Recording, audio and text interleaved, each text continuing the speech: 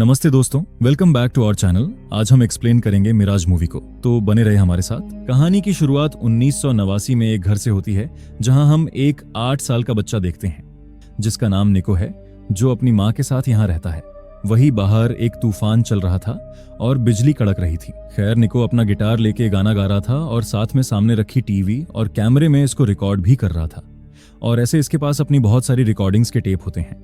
फिर ये नोटिस करता है कि इसके पड़ोस में कुछ लड़ाई की आवाजें आ रही हैं। सो ये वहां जाता है और घर के अंदर चोरी से घुस जाता है और देखता है कि जमीन में एक लेडी की डेड बॉडी पड़ी हुई है और साथ में उस घर का मालिक एंजेल खड़ा था जिसके हाथ में एक चाकू होती है। निको डेड बॉडी और एंजेल को देखकर डर जाता है।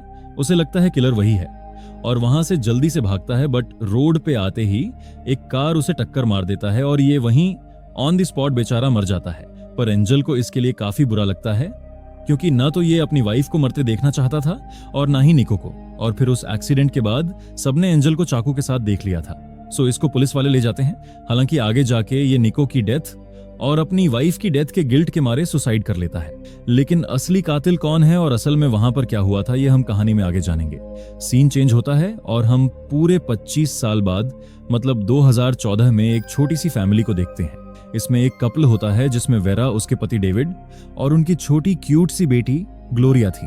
वह एक जगह से अपने नए घर में आकर शिफ्ट होते हैं और ये घर और कोई नहीं वही घर होता है जिसमें 25 साल पहले निको और उसकी मॉम रहती थी। यहीं पर एक अलमारी के अंदर इनको निको की वही टेप रिकॉर्डिंग और वह टीवी भी मिलता है और ये लोग निको की कुछ रिकॉर्डिंग भी देखते हैं। और जैसा 25 साल पहले तूफान चल रहा था वैसा ही तूफान इस टाइम भी चल रहा होता है। फिर हमें एटर और उसकी मां क्लारा को देखते हैं। ये निको के पड़ोसी थे और एटर निको का बेस्ट फ्रेंड भी था जो अब बड़ा होकर पायलट बन चुका है। खैर, ये दोनों अभी भी सेम घर में रहते हैं। इसका मतलब अब ये दोनों वेरा और डेविड के नए पड़ोसी बन जाते हैं। वेरा जब सिंगल थी तो वो एक नर्स थी, लेकिन वह एक न्यूरोसर्जन बनने की पढ़ाई कर रही थी जो उसका ड्रीम था। और ऐसे ही ये डेली ट्रेन से ट्रैवल करती थी तो इसकी सीट के सामने एटर बैठा रहता था। एटर वेरा को लाइक करता था, इसलिए वहां बैठता था और इस तरह एक दिन उनकी कॉन्वर्सेशन स्टार्ट हो जाती है। फिर ये दोनों एक अच्छे क्लोज फ्रेंड्स भी बन जाते हैं और फिर एटर एक दिन वेरा को अपने दोस्त डेविड से मिलवाता है। वेरा को डेविड को देखते ही पहली नजर वाला प्यार हो जाता है। फिर दोनों शादी कर लेते हैं और ग्लोरिया के होने की वजह से वेरा अपना न्यूरोसर्जन बनने का सपना सैक्रिफाइस कर देती है और नर्स बनके खुश रहती है। एटर और वेरा अच्छे दोस्त थे ही, अब पड़ोसी भी बन चुके थे। सो वेरा एटर को अपने नए घर में डिनर के लिए इनवाइट करती है और रात को डिनर के टाइम वेरा एटर को उस निको की रिकॉर्डिंग्स के बारे में बताती है। तब एटर बताता है कि रिकॉर्डिंग में दिखने वाला लड़का निको है और निको उसका बेस्ट फ्रेंड हुआ करता था। और ये 1989 वाली रात के बारे में भी सब बताता है कि निको की कैसे मौत हुई थी। हालांकि जैसे ही ये एंजल के बारे में बताने लगता है कि उसने अपनी वाइफ का मर्डर कर दिया था तो इसकी मॉम क्लारा जो बगल में बैठी थी वो काफी भड़क जाती है। अब रात को डेविड यहाँ इंटरनेट पे एंजल के बारे में सर्च करता है और न्यूज पढ़ता है। वही सेम न्यूज होती है, बट एक चीज नोट करने वाली यहाँ ये होती है। डेविड पढ़ता है कि एंजल, जो कि बाय प्रोफेशन एक ब्यूचर था, ये बयान दिया था कि अगर इसको पकड़ के जेल में ना डाला जाता, मतलब अगर ये किसी तरह बच जाता, तो ये अपनी वाइफ की बॉडी को टुकड़ों में काट के अपने ब्यूचर हाउस में जमीन में गाड़ देता। खैर, वेरा को कपड़े ठीक करते समय डेविड के कपड़ों से एक माचिस की डिब्बी मिलती है तो इसको लगता है कि डेविड ने स्मोकिंग स्टार्ट कर दी है, बट डेविड टॉपिक चेंज कर देता है। अब रात हो जाती है और यहाँ से इस स्टोरी में ट्विस्ट आना स्टार्ट होता है। रात को वेरा की अचानक नींद खुलती है। तब वह देखती है कि टीवी अपने आप चल रही होती है और ये जैसे ही टीवी को टच करती है तो टीवी में रिकॉर्डिंग स्टार्ट हो जाती है।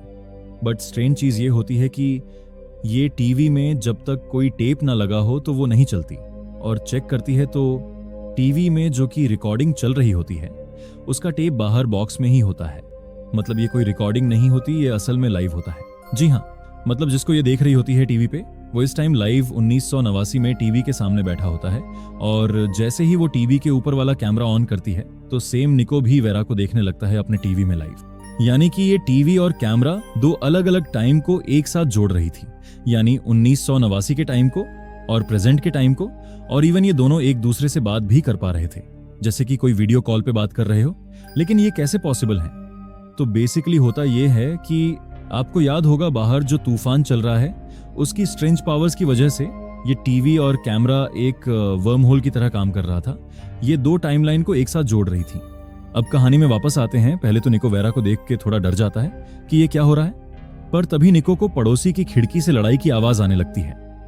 मतलब वही एंजेल और उसकी वाइफ के बीच लड़ाई हो रही होती है। तब ये देख वेरा को रियलाइज होता है कि जैसा एटर उन्हें बताया था, ये वही टाइम है जब निको एंजेल के घर जाएगा और फिर एक्सीडेंट से मर जाएगा। तो ये यही बात निको को बताती है और बोलती है कि अपने पड़ोसी के यहाँ मत जाना। उसको बहुत समझाती है कि वो फ्यूचर से है और उसको सब पता है कि क्या होने वाला है।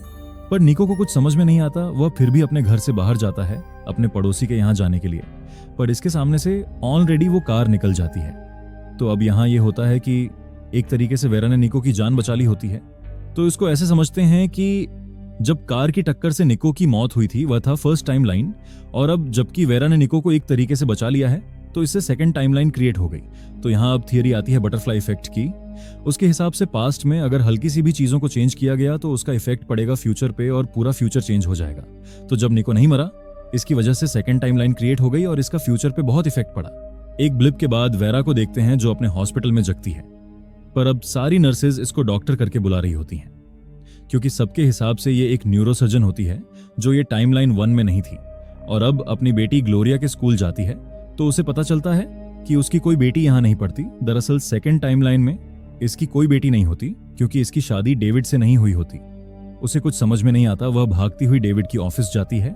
डेविड उसे नहीं पहचानता और उसे पता चलता है कि डेविड किसी और के साथ पहले से ही एंगेज्ड है। उसको अब कुछ समझ में नहीं आ रहा था तो वह पुलिस के पास चली जाती है। पुलिस स्टेशन में वह एक इंस्पेक्टर से बात करती है। वह इंस्पेक्टर और कोई नहीं बल्कि वह निको था जो अब बड़ा हो गया है। आपको लग रहा होगा निको अब इंस्पेक्टर बनकर कहां से आ गया। इसे समझने के लिए हमें वापस 1989 में जाना होगा। तो जैसे कि सेकंड टाइमलाइन में निको की मौत टल जाती है, लेकिन वही रात को एंजल को लड़ते देखा था। उसके मन में कुछ डाउट थे जिन्हें क्लियर करने वो हिल्डा आंटी के पास गया। डोरबेल बजाने के बाद भी जब उन्होंने दरवाजा नहीं खोला तो वह कांच तोड़कर अंदर घुस गया। निको उनके बेडरूम में दाखिल हुआ तो देखा कि उसकी हिल्डा आंटी मर चुकी थी। उनके पति एंजेल को निको ने कुछ देर पहले ही अपनी खिड़की से पासपोर्ट की बात करते और ड्रायर में रखते हुए देखा था। जब उसने ड्रायर चेक किया तो उसको एक पासपोर्ट मिला जिस पर हिल्डा आंटी का नाम और उस पर फोटो उसके बेस्ट फ्रेंड एटर की मॉम का लगा था।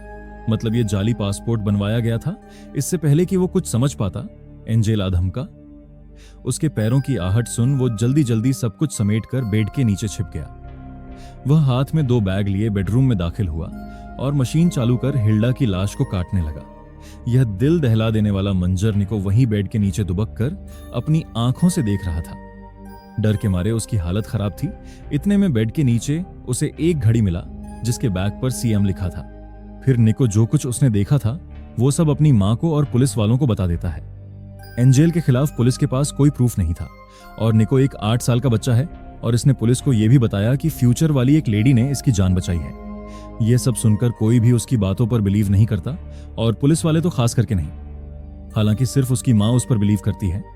और इस तरफ एंजेल और क्लारा एक साथ आ जाते हैं जैसा इनका प्लान था और साथ में कहीं बाहर चले जाते हैं इन सबसे दूर। निको डेली टीवी के सामने बैठ के वेट करता है कि फ्यूचर वाली लेडी कांटेक्ट करें, लेकिन कोई रिस्पॉन्स नहीं आता। बट इसको एक बात याद आती है कि इसने जब फर्स्ट टाइम वेरा से कांटेक्ट किया था तो उसके रूम में एक रेलवे स्टेशन का बोर्ड देखा था जिसके बारे में वेरा ने कहा था कि उसने और डेविड ने साथ में उसे चुराया था। तो निको डेली उस रेलवे स्टेशन के बाहर बैठा रहता था इस राह में कि एक ना एक दिन उसको वेरा दिखेगी और उसने वेरा का एक स्केच भी बना के रखा था ताकि वह उसका चेहरा भूले ना। और बहुत सालों बाद जब निको बड़ा हो जाता है तब उसे एक दिन ट्रेन में वेरा दिख जाती है। अब वह डेली वेरा के सामने वाली सीट पे बैठता है और अगर आपको फर्स्ट टाइम लाइन याद होगा तो उसमें निको की जगह एटर बैठता था, बट उसकी जगह अब निको ने ले ली है। एटर वहीं बगल में खड़ा रहता है। अब वेरा की बातचीत निको से स्टार्ट हो जाती है और फिर थोड़े दिन बाद ये दोनों प्यार में पड़ जाते हैं। फिर दोनों शादी कर लेते हैं। वेरा अपनी न्यूरो सर्जन की पढ़ाई कंटिन्यू करती है और फिर एक दिन सक्सेसफुल डॉक्टर बन जाती है। तो ये थी सेकंड टाइमलाइन और वेरा इसी तरह अपनी लाइफ बिता रही होती है सेकंड टाइमलाइन में। फिर वो दिन आता है जब 72 घंटे के लिए तूफान आता है। तो तूफान की वजह से वेरा की फर्स्ट टाइमलाइन की सारी यादें वापस आ जाती हैं और वह सेकंड टाइमलाइन की सारी यादें भूल जाती है। मतलब दोनों टाइमलाइंस की मेमोरीज इंटरचेंज कर जाती है स्टॉर्म की वजह से। और जब ये पुलिस स्टेशन में वेरा निको से मिलती है तो निको उसे ये नहीं बताता कि वह उसकी वाइफ है। वो खुद समझना चाहता था कि आखिर वेरा के साथ हो क्या रहा है और साथ में वेरा का बस एक ही मकसद था कि उसे सिर्फ अपनी बेटी ग्लोरिया वापस चाहिए था।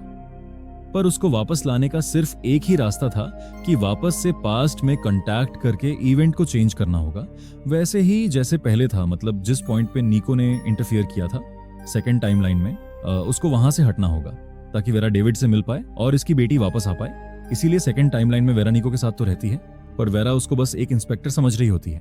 निको इससे प्यार करता था और ये नहीं चाहता था कि इसको ये छोड़ के जाए, पर वेरा सबको बताती है कि वह गलती से दूसरी टाइमलाइन में आ गई है और उसको अब वापस अपनी टाइमलाइन में जाना है। पर कोई उसकी बात पर विश्वास नहीं करता।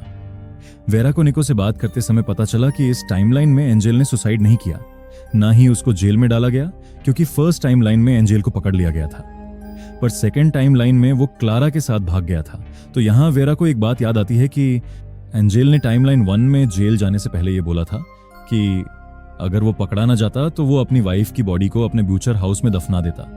वेरा यह सब निको को बता देती है और रिक्वेस्ट करती है कि ब्यूचर हाउस सर्च करे, और सेम वैसा ही होता है। उन्हें वहां पर एक सूटकेस के अंदर दफन करी हुई बॉडी मिल जाती है। अब केस रीओपन किया जाता है, वही केस जो बचपन में निको ने सबको बताया था कि एंजल ने अपनी वाइफ को मार डाला था, बट तब इस पे किसी ने बिलीव नहीं किया था। लेकिन इस टाइम प्रूफ के लिए डेड बॉडी है। अब एंजेल और क्लारा को अरेस्ट कर लिया जाता है। पूछताछ के दौरान एंजेल बताता है कि मर्डर की रात असल में क्या हुआ था। वह कहता है कि उसका और क्लारा का अफेयर चल रहा था।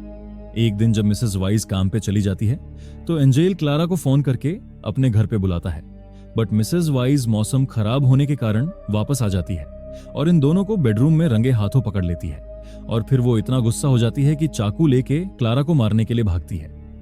अब यहाँ तीनों में हाथापाई शुरू हो जाती है, जिसकी वजह से अनजाने में क्लारा मिसेस वाइज को चाकू मार देती है और वो नीचे गिर जाती है और उसकी वहीं पर मौत हो जाती है।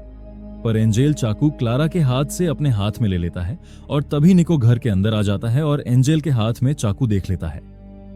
इस बयान के आधार पर पुलिस दोनों को गिरफ्तार कर लेती है। खैर, अब निको वेरा को एक होटल का एड्रेस देता है और बोलता है कि यहां तुम्हें निको मिल जाएगा। ऑब्वियसली वो झूठ बोल रहा था। उस होटल में कोई और नहीं बल्कि डेविड होता है, जो कि एक लेडी के साथ था जो वेरा के साथ काम करने वाली नर्स थी। मतलब इस टाइम लाइन में जो डेविड की वाइफ होती है उसके साथ ही चीट कर रहा होता है। और यहाँ डेस्क पे वही माचिस की डिब्बी देखने को मिलती है जो फर्स्ट टाइम लाइन में डेविड के कपड़ों से मिली थी। इसका मतलब फर्स्ट टाइम लाइन में भी डेविड वेरा के ऊपर चीट कर रहा था, इसीलिए उसने उस बात को टाल दिया था। खैर, फिर वेरा डेविड को ब्लैकमेल करती है और ये बैंकर होता है तो उसके पास सबकी डिटेल्स होती है। तो निको के बारे में इससे पता लगवाती है और उसको एक एड्रेस मिलता है। जहां वो जाती है तो उसको सारा सच पता चल जाता है कि निको कोई और नहीं बल्कि वही इंस्पेक्टर है और इसको सारी चीजें भी समझ में आने लगती हैं। स्टॉर्म टोटल 62 घंटे का था, जो कि अब खत्म ही होने वाला था। इसका मतलब स्टॉर्म खत्म होते ही वेरा की टाइमलाइन 1 की सारी यादें भी मिट जाएंगी और सेकंड टाइमलाइन की यादें वापस आ जाएंगी। मतलब वह अपनी बेटी ग्लोरिया को भी भूल जाएगी। अब हालात यह था कि वेरा निको को तो पसंद करती है, पर स्टिल ये अपनी बेटी को नहीं भूलना चाहती। अब वेरा निको से वह टीवी और कैमरा ले आने को कहती है ताकि स्टॉर्म खत्म होने से पहले वह उसका यूज करके छोटे निको से बात कर सब कुछ पहले जैसा कर सके। पर निको का कहना था उसने वो टीवी और कैमरा तोड़ दिया है क्योंकि वो वेरा को खोना नहीं चाहता था। तब वेरा निको से ये कहती है कि मैंने तुमको बचाया था, अब टाइम है तुम मुझको बचाओ। ये बोलकर वो बिल्डिंग से कूद जाती है। निको को बिल्कुल अंदाजा नहीं था कि वह उसे इस तरह से छोड़कर चली जाएगी। अब चाहे निको उसे याद रहे या ना रहे, वह फौरन भागकर स्टोर रूम गया। उसने वो टीवी और कैमरा तोड़ा नहीं था बल्कि छुपा के रखा था और वो इसे यूज करता है। और क्योंकि स्टॉर्म अभी खत्म नहीं हुआ था, इस वजह से छोटे निको से कांटेक्ट हो जाता है और बड़ा निको छोटे निको को समझाता है कि वेरा को ढूंढने की कोशिश मत करना। और फिर इसके वजह से होता यह है कि एक नई टाइमलाइन क्रिएट हो जाती है, एक थर्ड टाइमलाइन। और ये थर्ड टाइमलाइन फर्स्ट टाइमलाइन और सेकंड टाइमलाइन का मिक्सअप होता है। इस टाइमलाइन में भी निको जिंदा था, पर उसने वेरा से कांटेक्ट नहीं किया। इस वजह से वेरा की जो फर्स्ट टाइमलाइन वाली लाइफ थी वही उसकी सेम लाइफ अभी भी होती है। मतलब उसका पति डेविड और बेटी ग्लोरिया उसके साथ ही थी। हालांकि वो माचिस की डिब्बी स्टिल यही होती है। इसका मतलब इस टाइमलाइन में भी डेविड चीट कर रहा होता है। यहां पर चेंज ये होता है कि वो एंजल अभी भी आजाद घूम रहा था। इसका मतलब वो डेड बॉडी ब्यूचर हाउस से नहीं निकाली गई। तो फिर वेरा पुलिस को इन्फॉर्म करती है और वो डेड बॉडी निकलवाती है। और यहां पर मूवी के लास्ट में निको आता है जो वही इंस्पेक्टर होता है। बस वह वेरा का हस्बैंड नहीं होता और वेरा से मिलता है। वेरा उसे बोलती है कि हम एक दूसरे को जानते हैं और निको स्माइल करता है एंड मूवी यहीं पर खत्म हो जाती है। जुड़े रहने के लिए धन्यवाद। अगर आपको वीडियो अच्छी लगी हो तो लाइक, शेयर और नए हैं तो सब्सक्राइब करना ना भूलें। मिलते हैं अगली बार और एक रोमांचक कहानी के साथ।